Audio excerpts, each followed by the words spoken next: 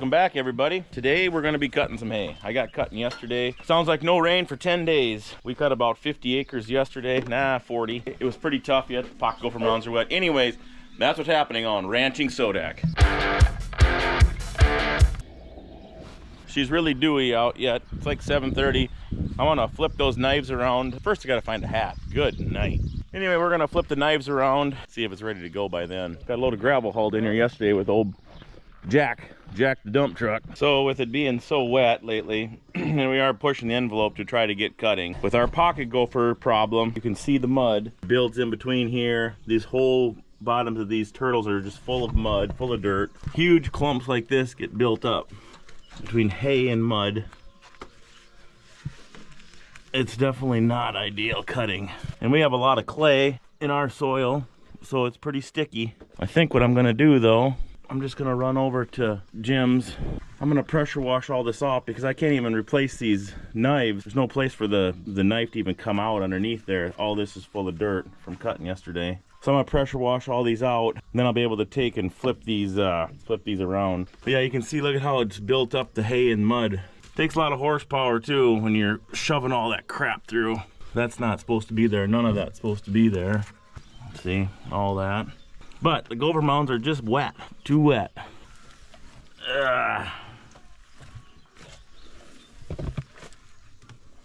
Maybe I'll just run over with the pickup and grab that pressure washer.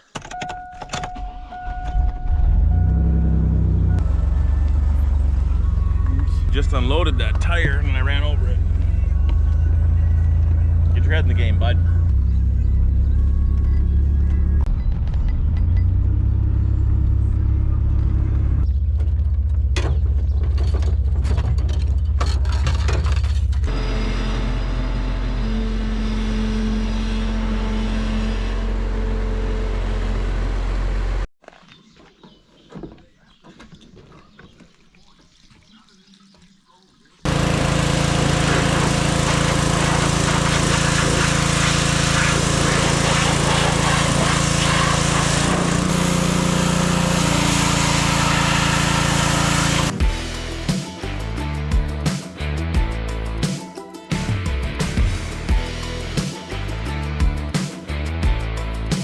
I gotta get some safety goggles.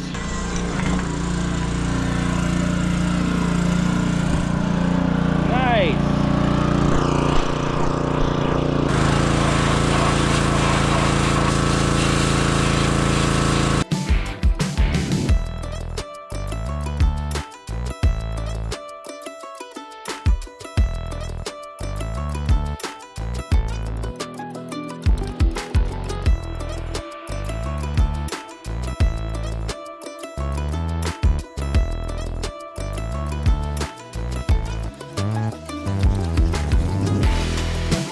Well, we got her all washed up. I think I'll move it now back over yonder way on some dry ground, and then we can start looking at them knives. And I think I'll check them gearboxes. I got them nut on the back behind each turtle, little dipstick.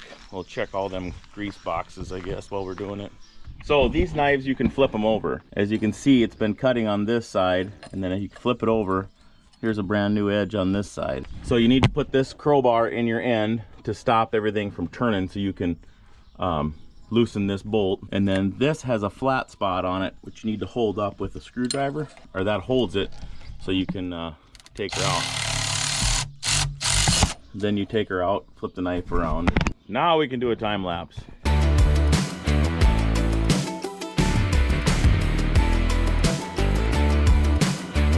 Try this bad boy. Oh yeah, sometimes even a blind nut finds a squirrel.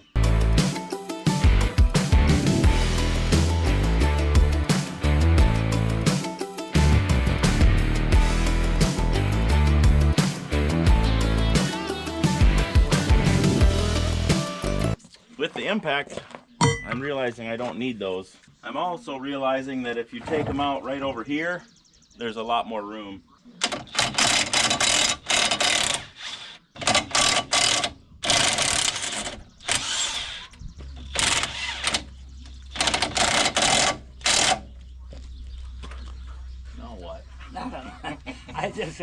I've been gonna ask you, about that road line. Our road line, you mean? Yeah. Yeah. Are you gonna do anything with it? Not really. Okay. I think if see, there goes another fertilizer. Yeah. Got them all flipped. Now let's get a wrench and a socket, and we'll take these. These are like little dipsticks. Dipsticks. Pull these out and make sure they all got grease in them. It's a little tiny dipstick. There's oil in there. Good. I think I'll get the air hose and blow them when I do them.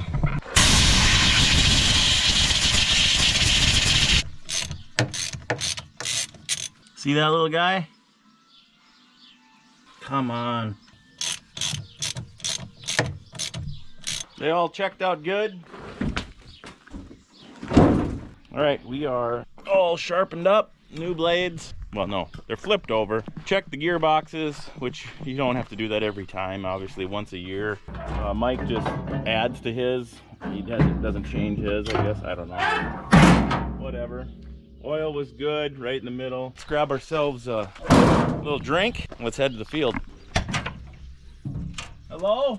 I got this bad boy to listen to my favorite YouTube channels and such as we go through the radio with a phone charger. Okay, I think we're ready to go here, boys. When you back up, your head goes the same way you turn, no matter if you're going forward or backward, so it's not like you think. Kind of hard to get used to.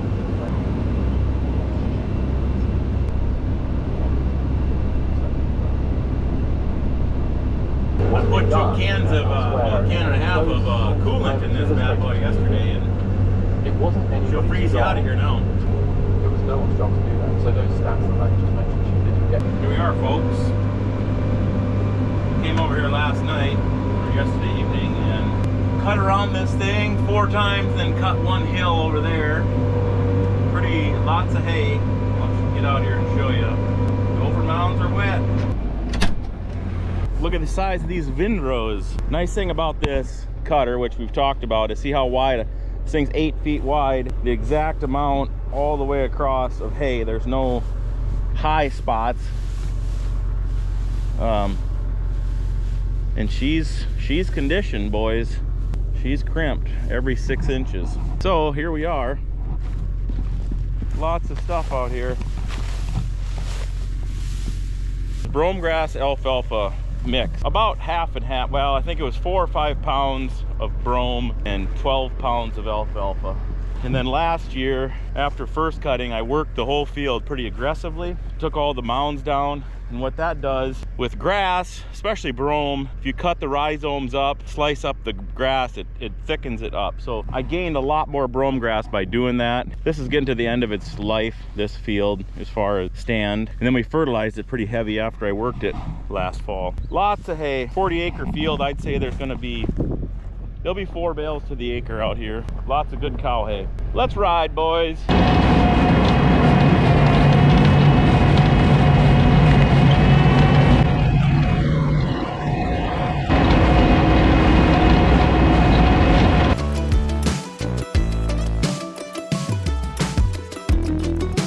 Yeah, she's doing a nice job of cutting with the knives turned around. But then, like, here's these gopher mounds that we talked, all this mud.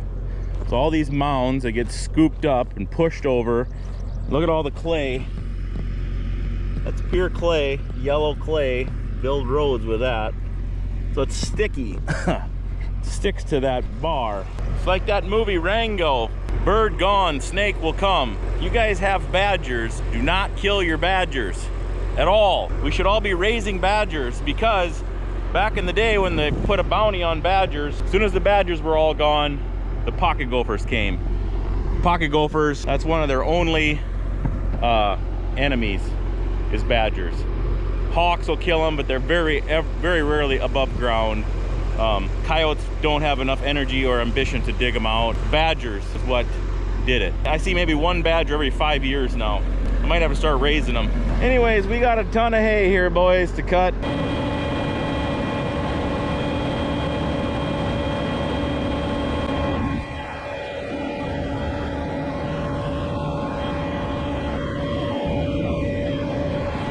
Well, I'm learning some valuable lessons. You cannot back up with this thing and the header down or not up all the way, because that's what happens. This thing's got a reverser on it, which I've reversed it once already, and it did loosen up. I'm gonna run the reverser again.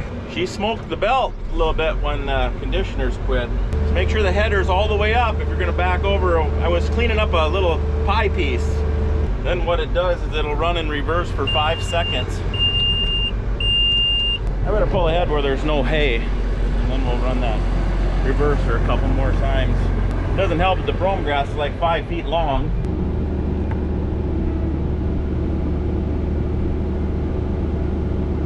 Maybe I'll do it like 2 times. And it said to loosen up your springs on your conditioners and you can turn it on forward, but I'm gonna just go try to pull a bunch of it out by hand.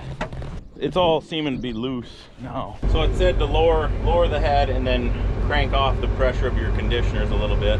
So I think that's what I'm gonna do. And then I'm gonna try it.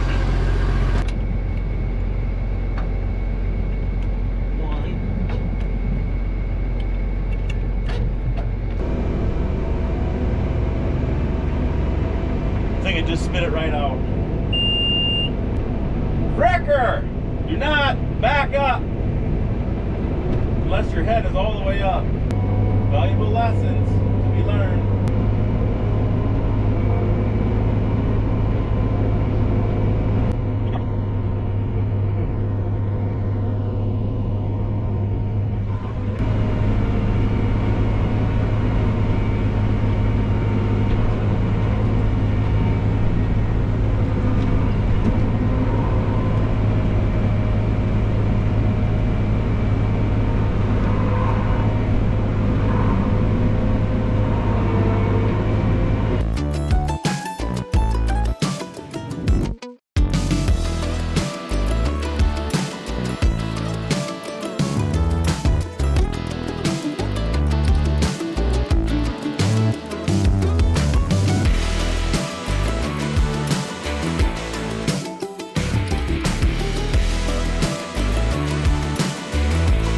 After I opened that up, he really feeds, or really cuts a lot easier. It's hardly putting any pressure on the conditioners, I guess, because it's like way less fuel, but I don't know if it's even conditioning it. You see how the crop has got a kink right there and then no other kink throughout. So this stuff is really mature. I don't have no reason why it's not going to dry down. But I think we should tighten those back up. I went 5. Let's go back down. Let's go 3 cranks tighter.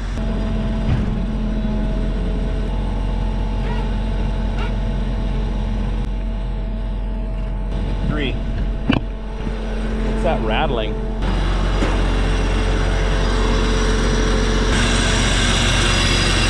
I only hear it when it's idling though. Rumbles a little bit more now, but not like it was at the beginning.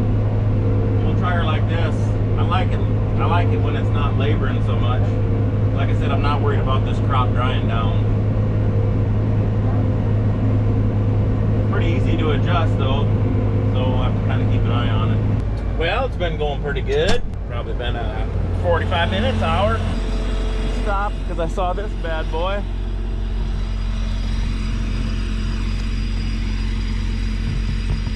Might as well pick him up.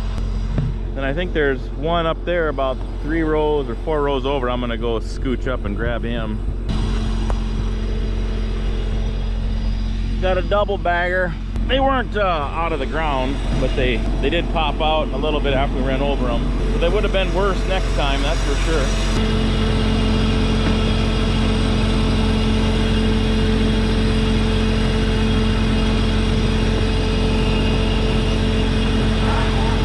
Well, I figured out that noise.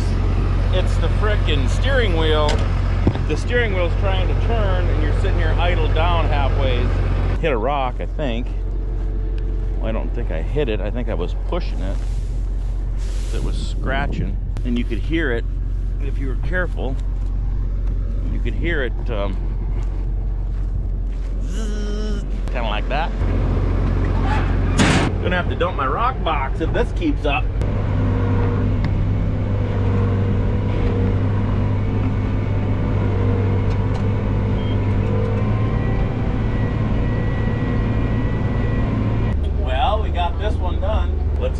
it is 3 o'clock, so let's go fuel this bad boy up, and then we'll go home. They were supposed to be putting some gutters on the house today, so we'll see what stage that's at. Grab maybe a little bit to eat. We'll attack another one. It is definitely drying up, and the Gopher mounds are not sticking like they were even when we started. So it's gonna get better every hour we go by. You guys want to go out to Tolstoy for a bit? Let's head out to Tolstoy while I fill this thing up with fuel, and I'll pick you back up when we get to the next field.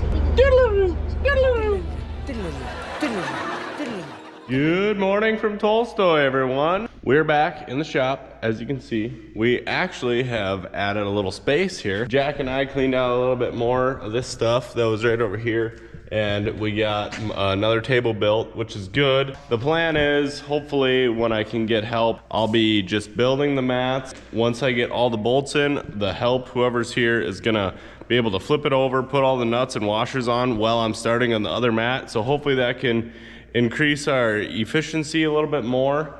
Another thing, we got the treads from Wisconsin. I don't know if we told you guys that, but there's a guy that recycles tires over in Wisconsin. He brought us a full load of like 600 treads that already had the sidewalls cut out of them. The only issue with these treads is his machine must cut a little bit too much and leave a little bit too much of the sidewall on here, as you can see. So I've been having to rip that off with a little multi-tool, which it doesn't go too bad. It's kind of hard on your back, so hopefully we can get either a new source of treads, or get him to cut them a little differently, or have to build him another machine to actually rip that off, which I understand where he's coming from. It's kind of a struggle to get every tire to cut the same, you know, and when you do it with a multi-tool, you can kind of cut it exactly how you want it, where it's going to lay out good and flat in your mat. So it's beneficial for me when I get to cut them, because it makes the mats look really nice, and I do like that. Yeah, we're either going to have to figure out a machine or just keep hand cutting them, but that's just hard on the back. I've only been doing that for 3 days now, and my back's already starting to hurt. So it's probably not a good idea to keep doing it that way. We better build something here soon. But today we have a custom order that needs to be built, and that's for Kevin Lombard out of Michigan. Justin Weigel out of North Dakota, he actually just ordered some the other day. So shout out you guys, Justin and Kevin, if you're seeing this. But I got your order done, Justin, here in the last couple days, but now Kevin's, I have it halfway done. And those are, he ordered 4 8x10s, so I need to build 2 more 8x10s, hopefully today. And yeah, so we're gonna get after that. Yeah, we're gonna get after it. So epic time lapse coming your way, 8x10, Kevin Lombard, Michigan. We're coming to you soon. Stay tuned, boys.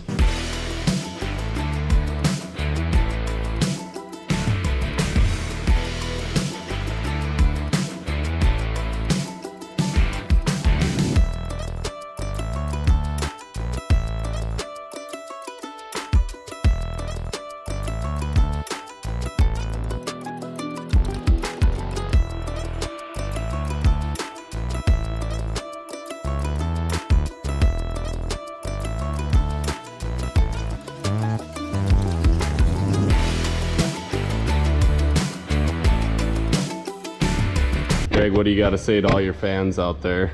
They're awesome. Say Great thanks. time. Thanks. I love you guys. Thanks, I love you guys. Nice. Greg finally showed up. He took a month of vacation, and we're here. These guys are going to cut these tires now. Are you excited, Greg? As always. No, he's not. I told him he was going to be putting nuts on bolts in today, but I lied. Actually, though, we got this mat done, folks, as you can see, and we got to build one more for Mr. Kevin over in Michigan, and then we're going to get them shipped out here soon. So that's what I'm going to work on this afternoon. I'll probably help these boys tackle these tires quick, spiffy up, get some more tires ready to go for this next mat, build it, and be done. But we're going to be done with you guys. I'm tired of you guys sitting in my shop. You need to get out. You're not paying rent, and you're not doing any work. So bug off. Go check out what Matty Ice is doing. Back to you, Matty Ice. Check out these gutter masters. This pickup running even. That's when you know they're charging you a lot of money, because they just let their pickups run the whole friggin' time. Not good. Oh, he's got a kit in there. It's on his phone. So there's the gutter, boys. Seamless gutters. Now we'll be able to sit on the old porch and bellyache about the rain. And we can stand right here. We won't have to stand way back. So it was dripping down and falling into here. Neat. Looks nice. They even did a downspout too. I said they didn't have to, but sweet. This bad boy right here, she got hit pretty good with a rock. Oh, actually this one too. Oh, it's bent up a little bit there. I'll replace both of those. Yeah, let's do that. Everybody else I thought looked pretty good. We'll get one more field out of these guys, and then I think I'll change the blades. Well, I got that spiffed up. The new one on there. Let's give her a shot. All right, we'll head out to this one right out here at our place. It's like 20 acres. Got me some carrots and an apple. I should be good to go. I have my steak tonight. So this is actually where we wintered the calves. It used to be 28 acres, then I planted some trees, and then the front part is destroyed, so that's pretty much, we planted some corn there, but it's probably not going to do much. But we got everything off here in April, and that made a big difference. Better rev her up there, bud. Gopher mounds are going through now. But yeah, this is where we had those calves. We fed all them calves out here. It looks just like regular hayfield now.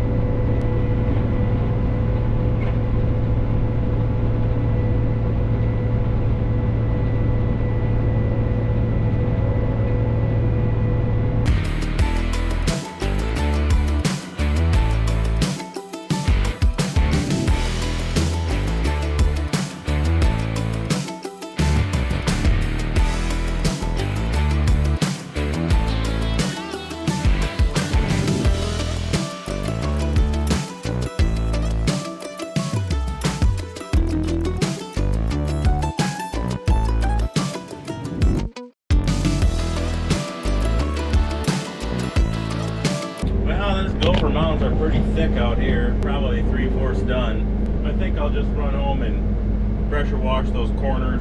That seems to be where it's hanging up the most in the deck. For having this thing grazed down in black April 1st, there's a lot of material out here. It's coming 11-year-old stand of alfalfa orchard grass. We're down in the bottom right now, but all this orchard grass is going to seed, which is just going to create more orchard grass, because that's going everywhere, and it doesn't take many pounds to the acre for orchard grass to get thick, and this is already pretty thick. But the alfalfa is thick down there too. There's lots of material here, and there's weeds because we fed out here, and then here we rolled some CRP hay out. So this is an intermediate, or like a crested, I don't know what this is. It looks like quackgrass, but it's not. It's got a longer head than quackgrass. Them little things right there don't come around. Quackgrass, that's got the little hooks that come around. So it's from a CRP bale. The gopher mounds are wet. It's just a mess. Let's go give her a little wash, give her a break.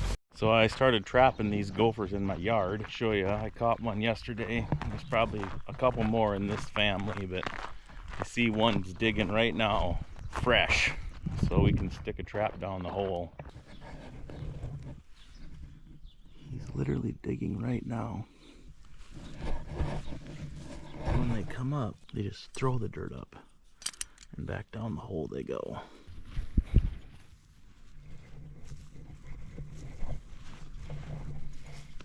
I had to make it a little bit bigger so the trap would fit. There. Yeah, they are definitely no good. We'll see if we catch one. Come on, Millie. So it's along these edges. This dirt will keep building up until it gets a big enough ball here, and then it'll fall off, and then it sucks it in. It makes a noise, obviously, and then same with the middle. They're rubbing right up against here. And then this big slab of crap will fall off and suck that in the windrow. Good night. All right, I'm gonna hose these corners and that middle down, try to get everything cleaned up again. Well, I got her hosed down again, cleaned up, but I found this is missing a whole knife blade, gonzo. So we'll take that off and put a new knife on there. It's kind of interesting. Of course, the outside one, it's hard to tell, crappy as that was to cut, if we were missing an outside one or not. The freaking mud! It's just so close. Some of them fields are another day or two, but we just ain't got the day or two is the problem. They go towards the humpy. So it's this one with the arrow going this way.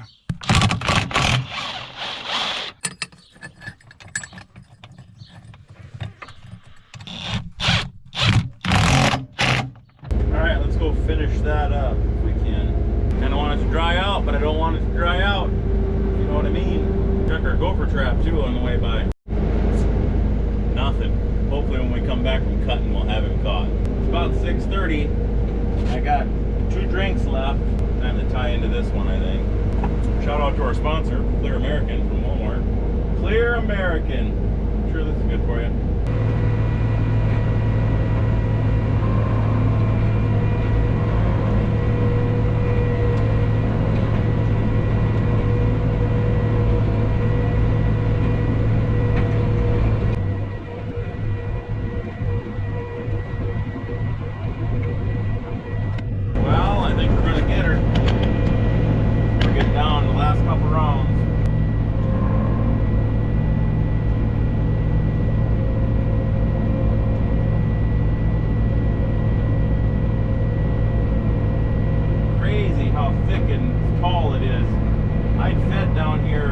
Bales of hay, rolled them out. You can see the different kinds of grass, that CRP grass coming right where the bales were rolled out.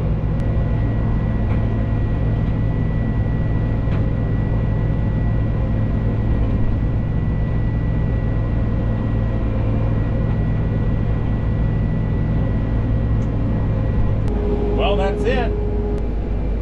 Well, let's put this thing up here. I'm gonna pressure wash it off in the morning and then probably put brand new knives in the whole works, and then I'll do the barley and go into some grass hay after that. It doesn't look promising. See what he did? He just casually plugged this hole where we had the trap. There she is. She's empty. Look at all this freaking dirt that this dang thing threw up just today, just this afternoon. I mean, it's freaking 2 ice cream buckets, and they plug it. When they plug it, like they think a predator's getting after them now, that hole's plugged down quite a ways. He's given up on this hole, probably pushing dirt out. We could dig down here and try to find a run. That's why trapping them in the field is just not productive, because I mean, we'll spend 3 or 4 sets probably dinking around for 2 days to catch these 2 gophers that are in my own yard. To go out in those fields and to trap before the hay grows back, you might catch 1 or 2 or whatever, but you do nothing. It's got to be a better solution. Let's dig down and see if we can get her opened up. So I dug down. The dirt was here, and this one goes in. There's a run that goes this way, and there's a run that goes this way. So on these T runs, it's not likely that you'll catch them, but whatever. All right, some old timers say put a shingle over it and cover it up with dirt so they can't see the light. I don't know, I've had about the same amount of luck with it open or closed. I'm gonna go cook a burger. I hear it grumbling now, so it sounds like it's gonna rain. That's awesome. Woo! Thanks for tuning in, coming along with the haying adventures of today. That machine's pretty slick. One guy today, me, we cut down like 50 acres of extremely poor conditions and a lot of hay. So I don't know when we really got started. Got the gutters on the house. Shout out Carlson Construction. Thanks for that. Took 4 years to get them on. I'll take about 5 years to pay the bill. That should be fair. Anyways, thanks for tuning in. We'll catch you on the next one. Peace.